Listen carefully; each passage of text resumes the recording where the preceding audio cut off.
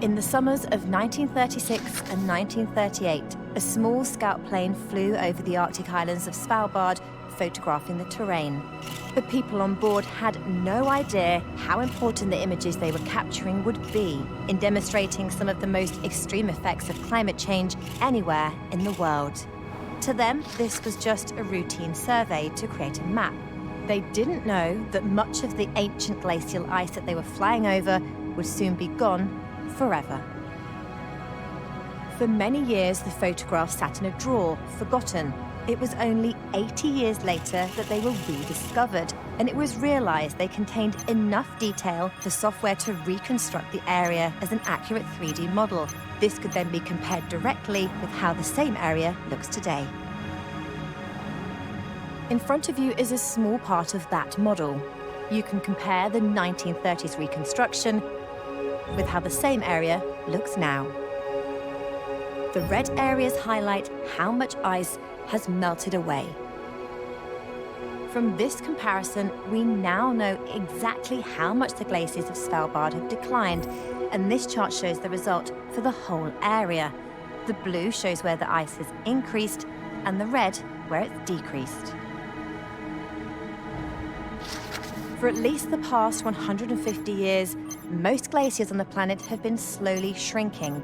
But in the last 40 years, the rate of melting has dramatically accelerated.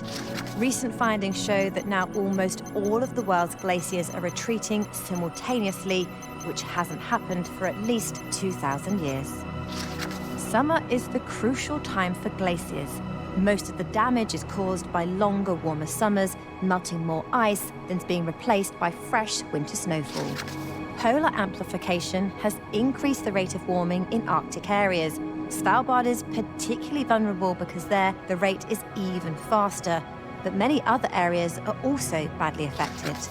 In just the last 40 years, the average thickness of the world's glaciers has reduced by 24 meters, the height of an 8-story building.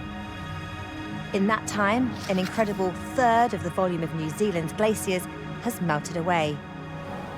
Since 1901, melting glacial ice has been a larger contributor to sea level rise than the ice sheets of Greenland or the Antarctic.